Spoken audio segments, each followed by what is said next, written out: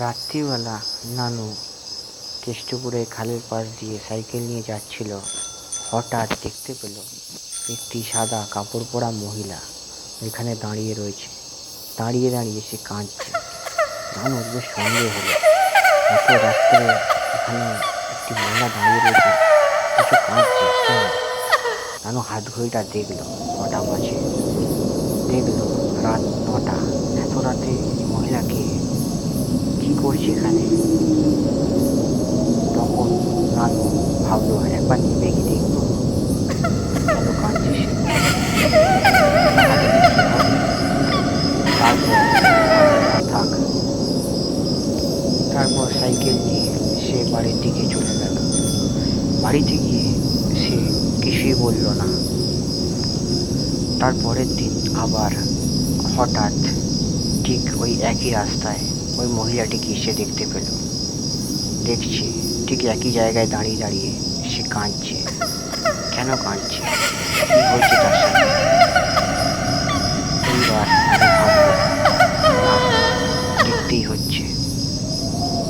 নানু সাইকেলটাকে এক জায়গায় দাঁড় করালো, দাঁড় করিয়ে নামলো। খালের ধারে যেতেই হঠাৎ কুয়াশায় ঢেকে গেল চারিদিক। কুয়াশা সরে যাওয়ার পর দেখলো মহিলাটি আর নেই। দেখি মহিলাটি কোথায় গেল, এতক্ষণ তো এখানে দাঁড়িয়ে দাঁড়িয়ে কাঁদছিল, তাহলে কি ওর চোখের ভুল। এসব ভাবতে লাগলো সে। তখন হঠাৎ বাড়ি থেকে ওর ফোন এলো। ফোন করেছে নানুর বাবা। নানুকে ফোন করে বলল, কোথায়। এই তো রাস্তায় রয়েছি, তাড়াতাড়ি বাড়ি আয়, রাত্রির হয়ে গেছে। হ্যাঁ হ্যাঁ আসছি আসছি বলে নানু ফোনটা কেটে দিল। বাড়ি চলে গেল সে। বাড়িতে গিয়ে বাবা মাকে সে কিছুই জানালো না। তার ঠিক 2 দিন বাদে আবার ওই রাস্তায় হঠাৎ ওই মহিলাটা গিয়ে দাঁড়িয়েছিল আর কাঁদছিল। নানু বলল, এবার তো দেখতেই হচ্ছে মহিলাটি এখানে দাঁড়িয়ে কি করে, কেনই বা কাঁদে। সাইকেলটাকে সে একটু দূরে একটা দোকানের সামনে রাখলো সে। দোকানটি বন্ধই ছিল। তারপর খালের ধারে যেতেই দেখলো মহিলাটি হাঁটতে হাঁটতে কোথায় যেন যাচ্ছে। নানু ওর পিছু নিল। খালের ধার দিয়ে হাঁটতে হাঁটতে হঠাৎ সে একটি বাক্সের সামনে এসে দাঁড়ালো, বড় বাক্স। তারপর মহিলাটি অদৃশ্য হয়ে গেল। বাক্স, কিসের বাক্স, কি আছে এই বাক্সের ভেতর।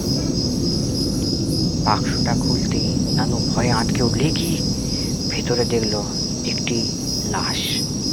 লাশটি একটি মহিলার। মহিলাটিকে কেউ খুন করেছে। তার বুকে ছুরি মারা হয়েছে, মুখ দিয়ে গলগল করে রক্ত বেরোচ্ছে। নানু ভয়ে আটকে উঠল, এ কি, এটা একটা লাশ, কেউ মনে হয় খুন করে গেছে। সঙ্গে সঙ্গে নানু কেষ্টপুর থানায় একটা ফোন করলো। ফোন করার পরই পুলিশের গাড়ি এসে হাজির।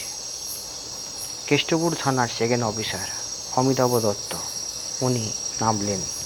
নেমে নানুকে জিজ্ঞাসা করলেন, কোথায় পেলে এই বাক্স। বলে, স্যার আমি সাইকেলে করে যাচ্ছিলাম, হঠাৎ দেখি একটা বাক্স পড়ে রয়েছে, বাক্সের মধ্যে দেখলাম একটি লাশ। বাক্সটি খোলা অবস্থায় ছিল। নানু মিথ্যে কথাই বলল, হ্যাঁ খোলা অবস্থায় ছিল। মনে হচ্ছে কেউ একে খুন করে এখানে ফেলে গেছে।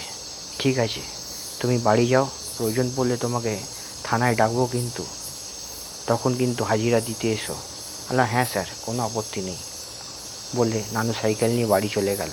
বাড়িতে বাবা মাকে সে কিছু জানালো না। 2 দিন বাদে কেষ্টপুর থানার অফিসার নানুকে ডেকে পাঠালেন। বসো। হ্যাঁ স্যার বলুন। যে মহিলাটি খুন হয়েছে তার নাম অরুণিমা নন্দী। ও, সে একটি প্রাইভেট কোম্পানিতে চাকরি করত।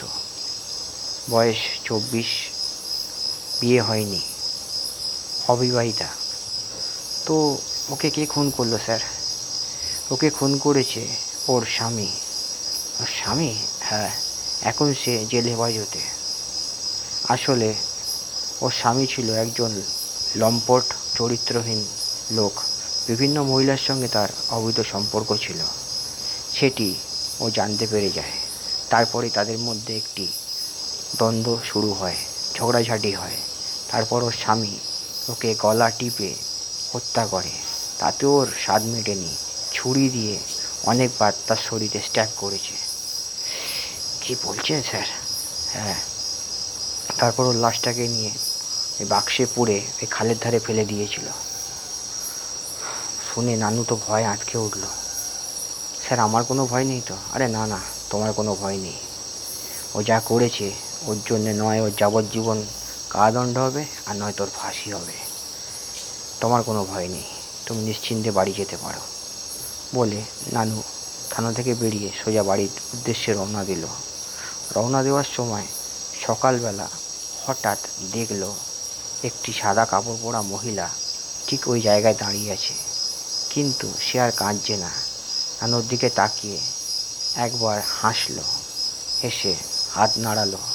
তারপর হঠাৎ দেখল নানু চারিদিকে ধোঁয়া আর ধোঁয়া, তারপর যেন হাওয়ায় কোথাও মিলিয়ে গেল।